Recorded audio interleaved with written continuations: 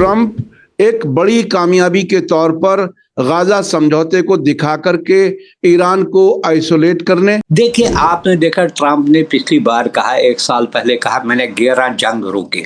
कहने को कहता, अब मैं भी कहूंगा कि मैंने ये किया, 11 जंग रोके। उसी ने कहा ना, उसी ने कहा ना मुझे पीस प्राइज का इनाम दिया जाए, नोबेल पीस प्राइज का, चूंकि मैंने इतनी जंगें रोकी। और यही वो आदमी है जिसने ईरान पर ताबड़तोड़ हमले किए और धमकियां दी गई हैं पहले कि आप ऐसा मत करो नहीं तो हम ऐसा कर देंगे। ये जो बड़ी ताकतें अपने आप को ये समझती हैं कि हम जो चाहें करें और दूसरा कुछ भी रिएक्ट ना करे, वो कैसे मुमकिन? इनको ये जो अभी तक जंग है वो अभी ये समझ ही नहीं सकी। इस पॉलिसी में जो भी ये एक्ट करते हैं ये काउंटर प्रोडक्टिव उनके लिए ही साबित होता है। हेलो, नमस्कार, आदाब। मैं हूं मोहम्मद अहमद काज़मी और लेकर आया हूं आपका पसंदीदा कार्यक्रम आपके रूबरू। कभी कभी खबरें ऐसा मोड़ लेती हैं कि ऐसा लगता है कि बिल्कुल रास्ता बदल गया है। इस वक्त ऐसा लगता है कि ट्रंप बहुत खुश हैं क्योंकि हमास तैयार हो गया है हथियार देने के लिए, जैसा कि दावे किए जा रहे हैं। लेकिन क्या इजराइल वापस होगा गाजा से पूरी तरह से? जिस काम को भी मरहलेवार कहा जाता है, मुख्तलिफ मरहलों में आकर के कहीं ना कहीं बात अटक जाती है। वेस्टर्न मीडिया का यह भी कहना है कि ईरान को यह बहुत बड़ा झटका है। ईरान हमास को एक तरह से अपने साथ चलाने या इस समझौते से, ट्रंप वाले समझौते से दूर रखने में नाकाम हो गया है। बज़ाहिर ईरान की नाकामी नजर आ रही है। क्या कुछ है उधर? जो मिस्र पर हमला हुआ था उसको ईरान के फॉरेन मिनिस्टर ने फॉल्स फ्लैग कहा है और उन्हें होशियार रहने के लिए कहा है।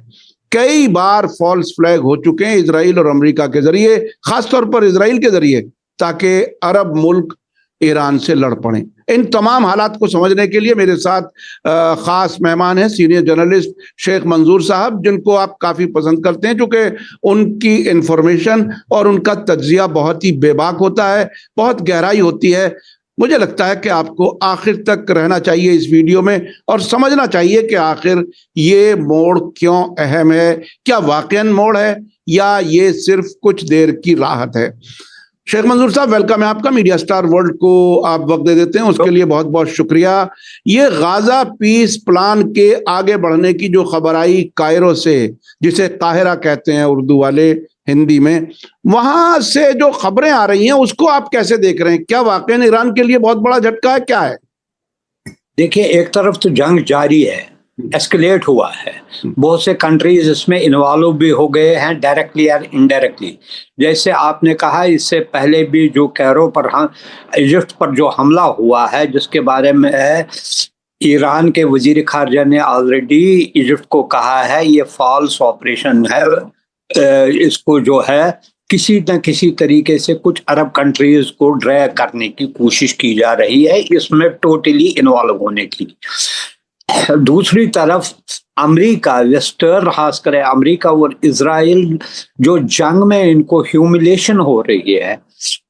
हालांकि जो कल ही हमने देखा है कि जॉर्डन में जो हमला हुआ है, IRGC के क्लेम के मुताबिक 3 जो है F-35 हेलीकॉप्टर जहाज जो है वो डिस्ट्रॉय हो गए हैं, जिसका तकरीबन $350 मिलियन के करीब नुकसान बताया जाता है। इसके अलावा जो है हैंगर्स तबाह हो गए कुवैत में।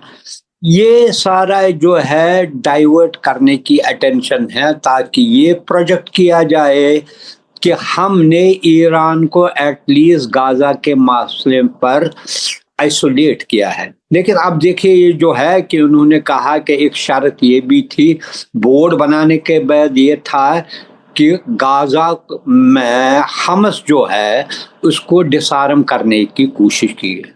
आज से 10 या 15 दिन पहले हमस ने पहले ही जो है टेक्नोक्रेट्स का जो बनाया है एडमिनिस्ट्रेटिव सिस्टम, उनको हैंड ओवर किया है। लेकिन जो निचला निज़ाम है जो गाजा में, ये सिर्फ ऊपर 10 आदमी आए, उससे 14 जो है एक जो तकरीबन 2.5 मिलियन पॉपुलेशन के निज़ाम को चलाना, उनको एजुकेशन का, हेल्थ या एडमिनिस्ट्रेटिव सिस्टम को चलाना, इसमें अभी भी पूरी तरीके से हमस का अमल और दखल है। ये कहते हैं कि उन्होंने मान लिया। अगर ये इतना आसान है, लेट अस सी इसका दूसरा स्टेप क्या होगा। अभी तक तो वो उसको एलिनेट करने में पूरी तरीके से कामयाब नहीं हुए।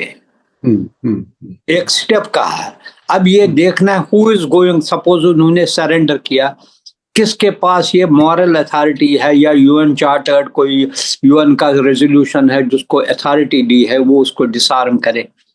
क्या डिसआर्म जो करने की प्रोसेस है, जैसे पहले हिजबुल्लाह के बारे में कहा गया, बहुत सारी बार कहा गया कि इवन लेबनान के फौज ने कहा कि हम उनको डिसआर्म करेंगे, क्या अभी तक वो कर सके उससे?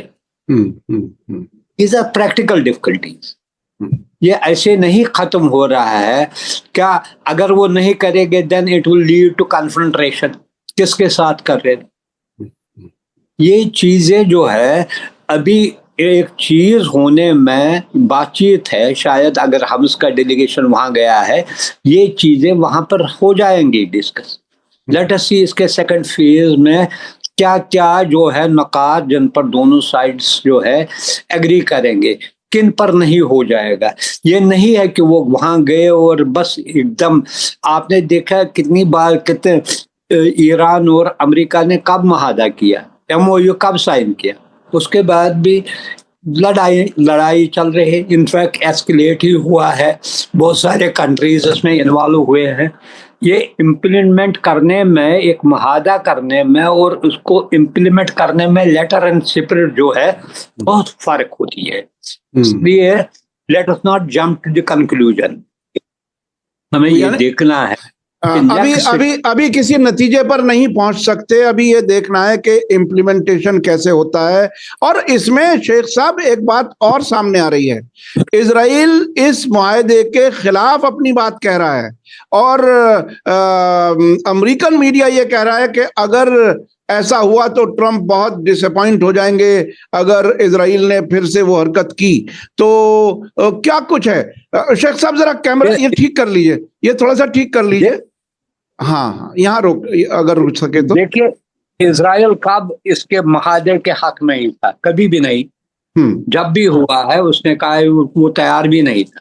जब उसको प्रेशर पड़ा फिर वो मुआहदे के हक में ही नहीं था, क्योंकि उसको लग रहा था कि वो अमेरिका को बार बार, ये नहीं कि ईरान के मामले में भी उसकी एक ही पॉलिसी है, फोर्स के जरिए, चाहे ईरान है इसको सबड्यू करो, चाहे हमस है, हिजबुल्लाह है, उनको मारो, टारगेट करो, उन पर हमले किया करो ताकि वो सरें। लेकिन इतना होते हुए भी ऐसा नहीं हुआ मुमकिन। इंटरनेशनल कम्युनिटी ने ये देखा कि सारी चीजें ये मुमकिन नहीं है कि फोर्स से ही आप सारा कुछ किया। इनफैक्ट ये बूमरैंग हुआ, जो अभी तक बरम था वो भी टूट गया, भरम था वो भी टूट गया।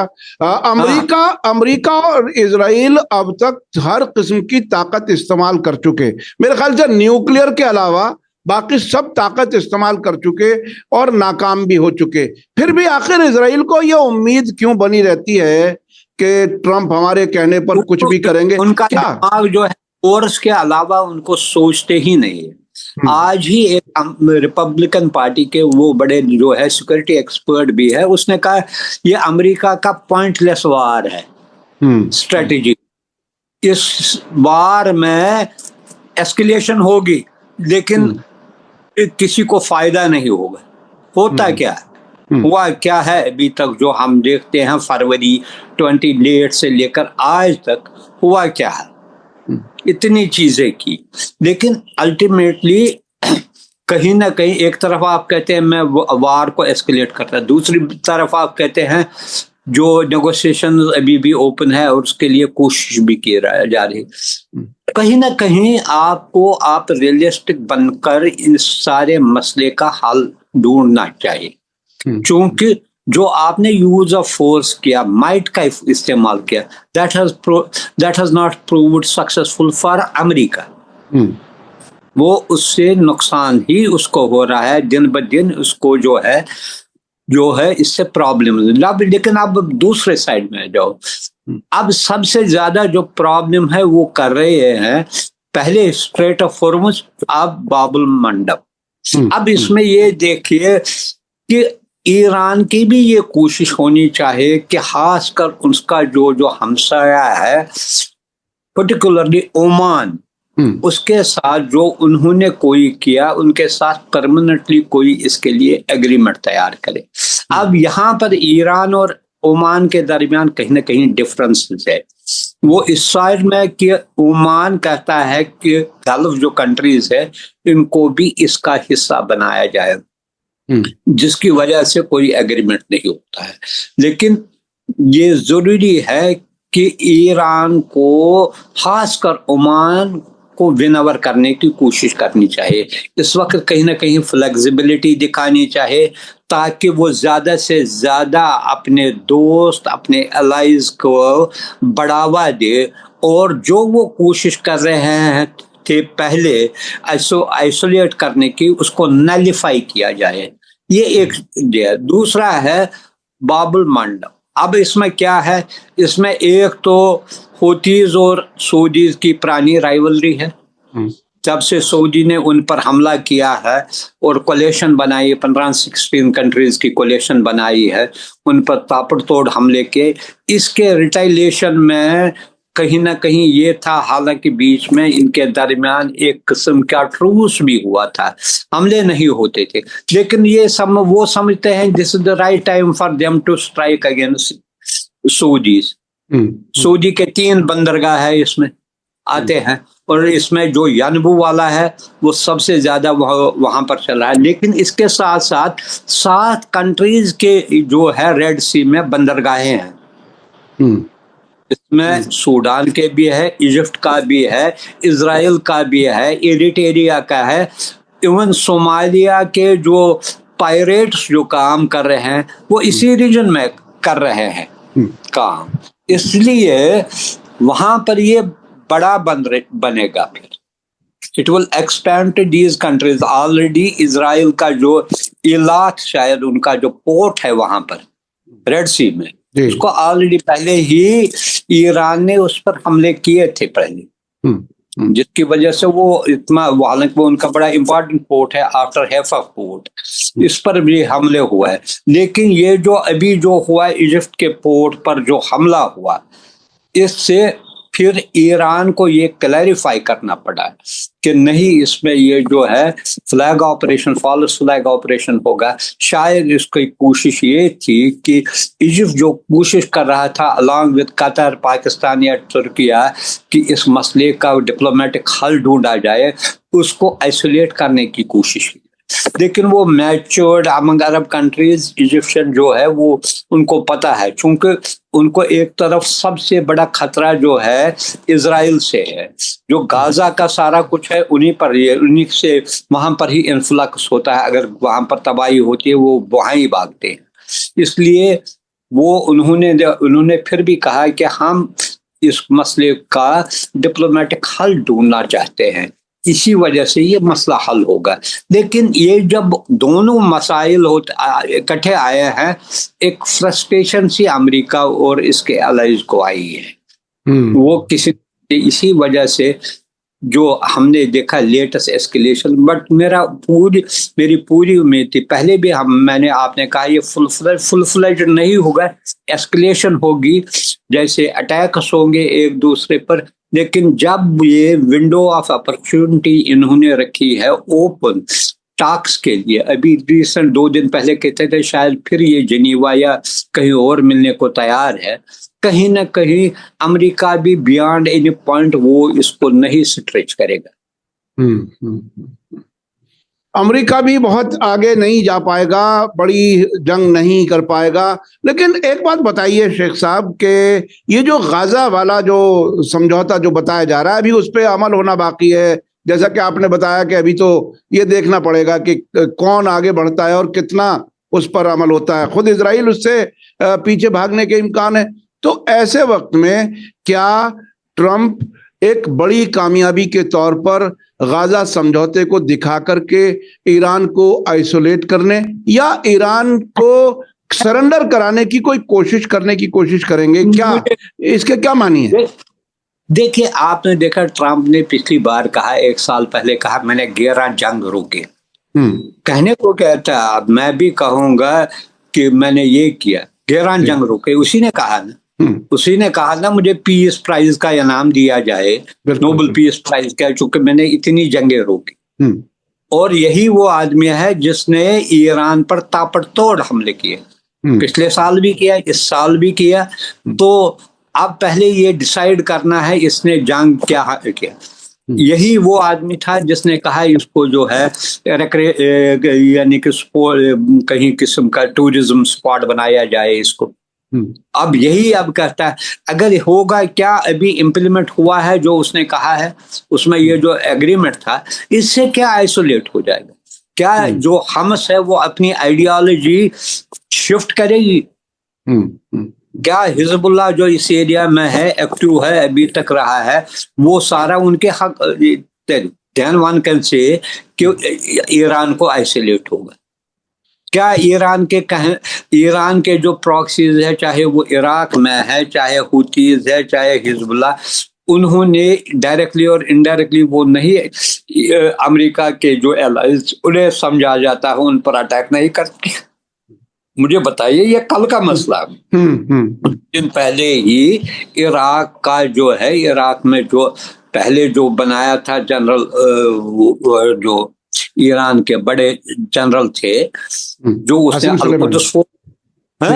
कासिम सुलेमानी जो उसने अल-कुद्स फोर्स बनाया था, उसके बाद उसके जो ब्रांचेस है, जो हरकतुल अंसार है, या बहुत सारे ऐसे ब्रांचेस है, जिसके अब कल ही मैं एक अमेरिकन जो पढ़ रहा था, उसमें 50,000 के करीब जो है मिलिटेंट्स है वहां पर, वो ऑपरेट कर रहे हैं।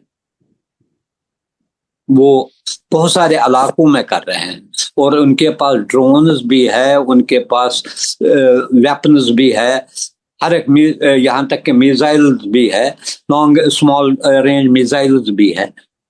वो है, वहां से अटैक हुआ। क्या इससे आइसोलेट हुआ, या उन्होंने इंडिकेट किया we are with Iran?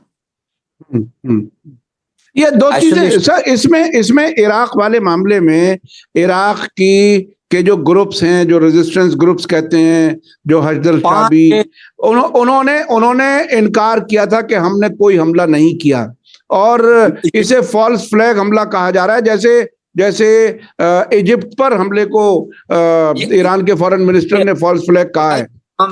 Right from beginning हमने देखा, जब भी पीस ये अकॉर्ड हुआ या एमओयू साइन हुआ, या इससे पहले एक डिसरप्टिव ग्रुप था, कुछ कंट्रीज थे, खासकर इसमें इजराइल और कुछ लॉबी जो विद इन अमेरिका में थी, उनकी ये हमेशा कोशिश रही, वो हमेशा ये नहीं, they never wanted any agreement with Iran. उनका ये था उसको सफ़े हस्ती से ही मिटा, knowing it fully well they have failed themselves to do it।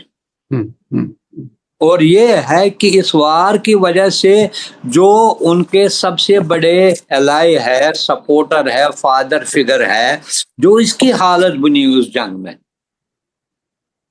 जिससे उसका जो रुतबा था, जो एक टैग लगा था पोलर वर्ल्ड में नंबर 1 कंट्री है, वो कहीं गायब हो गया।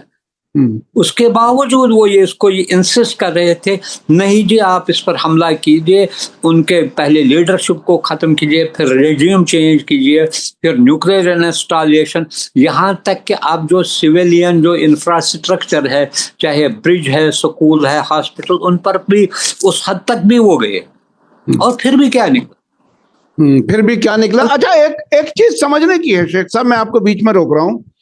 हमास कितना काबिले भरोसा है? अब से पहले भी आपको याद होगा, वो ईरान से जरा दूर हुआ और फिर वो उसने अपना ऑफिस शिफ्ट किया तेहरान से कतर में, और कई 1-2 बार कम से कम ऐसे वाकयात हुए हैं जिसमें या तो दबाव में या हकीकत में, दिल से या दिखावे में ईरान से वो दूर गया है। क्या ये उसी किस्म का मूव है या कोई मजबूरी में, ये क्या है ये? देखिए, दो चीजें हमें देखना, ये नहीं है कि हमेशा एक जैसे सोच हो।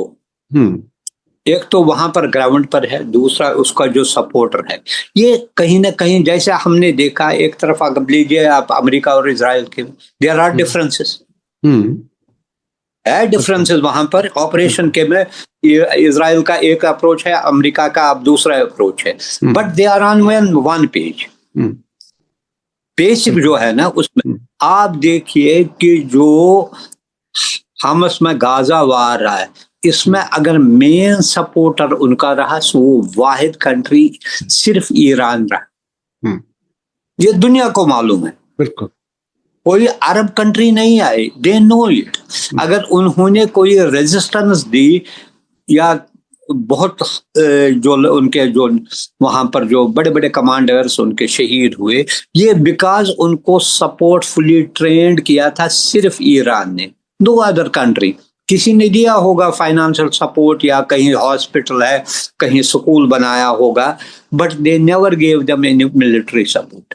वो उनको पता है। ये है कि अप्रोच में फर्क हो सकता है they are trying to buy time कि अपना ये कर सके, बट इट डजंट मीन कि ये कोई टोटली इससे आइसोलेशन है। करेंगे क्या? द अदर साइड जो है, जो उनका जो एडवर्सरी है, वो हमस का क्या, वो सारे पलस्टाइन को सफे हस्ती से मिटाने की बात कर रहा है। बिल्कुल बिल्कुल। इसमें भी ये जो अभी जो एग्रीमेंट आया है, जो क्लॉज 8 कहा जा रहा है, अल मयादीन टीवी ने उसको कहीं से उसको मिल गया, उसने छापा है। उसमें शर्तें कुछ इस तरह की हैं कि वो पहले हथियार एक लिस्ट किए जाएंगे, पहले पुलिस वाले छोटे हथियार लिए जाएंगे, बड़े हथियारों की लिस्ट बनेगी, फिर वो जो काउंसिल बनेगी फिलिस्तीनी, वो अपने कंट्रोल में रखेंगे, इजराइल को नहीं दिए जाएंगे। पहले वो हथियार दे देंगे, उसके बाद इजराइल जो है वो विड्रॉ करेगा। तो ये शर्तें ऐसी हैं कॉम्प्लेक्स कि उस पर कोई अमल होता हुआ नजर आता है कि आपको? देखिए, इसमें जो है, अगर आपने देखा पहले ही जब जो एग्रीमेंट हुआ था कितना टाइम लगा था इसके जो है। अभी देखो ये कब हुआ, ये एग्रीमेंट कब हुआ? पिछले साल हुआ। बिल्कुल। उससे भी हुआ जब ये नहीं हमस के साथ, कितना टाइम हुआ इसको? कई महीने हो गए साहब। हाँ जी, कई महीने हो गए, साल के आसपास होने वाला है। हाँ, साल से ज्यादा हुआ। हाँ, लेकिन जब ये इस चीज में उनके भी शायद मसलत हो गई, लेट अस सी कि उनको भी जब आपस में बैठते हैं उनको भी दूसरे का माइंड पता चलता है कि इनके क्या इंटेंशन है। ये जब है किस हद तक वो जा सकेंगे, कुछ शराइतें हैं जिनको वो मानेंगे भी नहीं है। ये चीजें हैं, इसको देखने की जरूरत है। ये नहीं है कि उनका ये वो उनके पास और रास्ता है ही नहीं कोई। उनका जो है, अगर उनके सर्वाइवल है, अगर कोई उनके साथ बातचीत कर रहा था, वो इस वजह से कर रहा है जो उनको moral and military support, material support उस वक्त सबसे ज्यादा ईरान ने दिया या कुछ और कंट्रीज ने भी दिया होगा। वो इस वजह से आज खड़े हैं। बिल्कुल बिल्कुल। तभी वो बात करने की हालत में तभी है जब वो हथियार उन्होंने लड़े। जी हाँ, बिल्कुल। वरना कहाँ होते? आप कहिए कि वो उन्होंने कब्जा किया होता, वो वहां पर बिल्डिंगें बनाई होती, वो जो फिर जो जैसे इस वक्त जो वेनेजुएला में तेल का निकालता है वो अमेरिका है ही, वो कहते हैं सेक्रेटरी ऑफ स्टेट उन्हीं का, virtually he is the ruler of Venezuela. ये चीजें उस कंटेक्स्ट में भी देखने की जरूरत है कि आप तब बात कर रहे हैं when you are speaking from the position of strength, जब आपके पास एक बात कौन करने को तैयार। यानी हमास की मजबूती की वजह से ही बात करने के लिए मजबूर हुआ है अमेरिका और इजराइल। अच्छा, अब मैं थोड़ा सा दूसरे मैदान की तरफ जाना चाहता हूं। उधर अमेरिका और ईरान के बीच में हमलों का सिलसिला है। कल 5 दिन के गैप के बाद अमेरिका ने हमले किए ईरान पर, और फिर जवाबी कार्रवाइयां हुई हैं जो रात भर अलग अलग इंफॉर्मेशन आती रही, कभी जॉर्डन, कभी कुवैत, कभी अलग अलग इलाकों में। क्या लगता है वो जंग कहां तक जाएगी, कब तक चलेगी? देखिए, एक तो फुल फ्लेज्ड वार जिसे हम कहते हैं, उसमें मुझे नहीं लगता है फुल फ्लेज्ड वार हो जाएगा। अब इसमें जो इरिटेंट पॉइंट्स है दो है। एक तो यही है कि दो जो वाटरवेज जो है, अगर इनका कोई सोल्यूशन निकलेगा तो बहुत हद तक जो है हमले कम हो जाएंगे और इन फैक्ट एलिमिनेट भी हो जाएगा। इस पर जो है, इस पर सहमति नहीं बनती है दो ग्रुप्स के दरमियान, दो राइवल पार्टीज के दरमियान।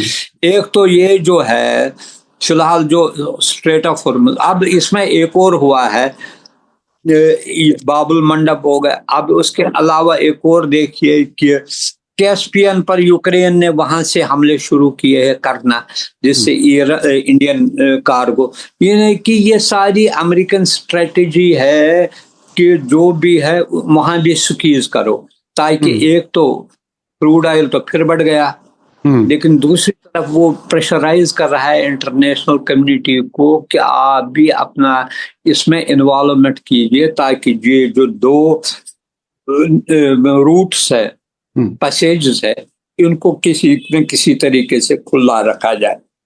अब बजाय उसके बारे में बैठ जाते, कोई वर्कबल सॉल्यूशन निकालते, दम क्यों से हल नहीं होगा?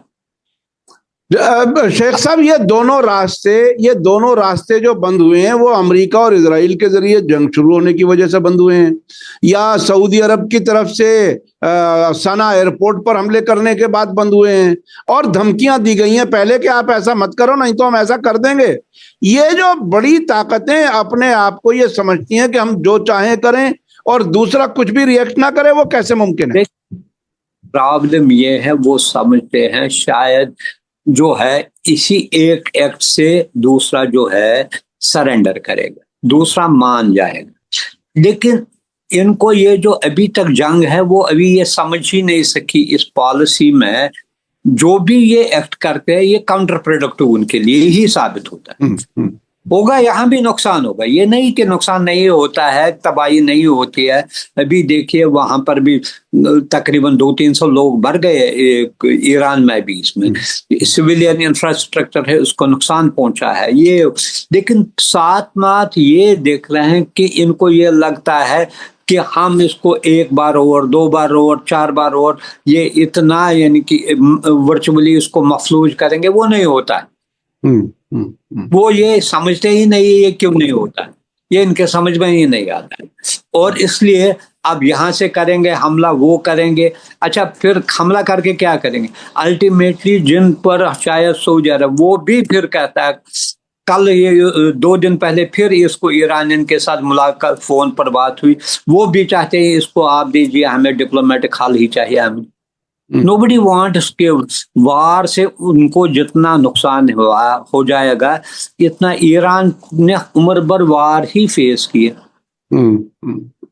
ईरान का ये वो हर दिन वार कंडीशन में ही रहे, बिल्कुल। दूसरे तो ऐश में थे, दूसरे को वहां पर लाइफ नॉर्मल थी, उनके लिए एक दिन का वार भी भारी पड़ रहा है। बिल्कुल बिल्कुल बिल्कुल। इसलिए वो भी ये चाहते हैं, सम एंड सबस्टेंस उनकी भी ये है, हमने हमला किया है वो का अपने बाप को बचाने के, लेकिन अब इनके साथ वो भी इसको रिक्वेस्ट करते हैं आप इसके साथ समझौता करो। लेकिन ताकत के बुनियाद पर ईरान कहीं सरेंडर करता हुआ नजर नहीं आता किसी भी जगह। वो अगर होता वो तो पहले ही होता है।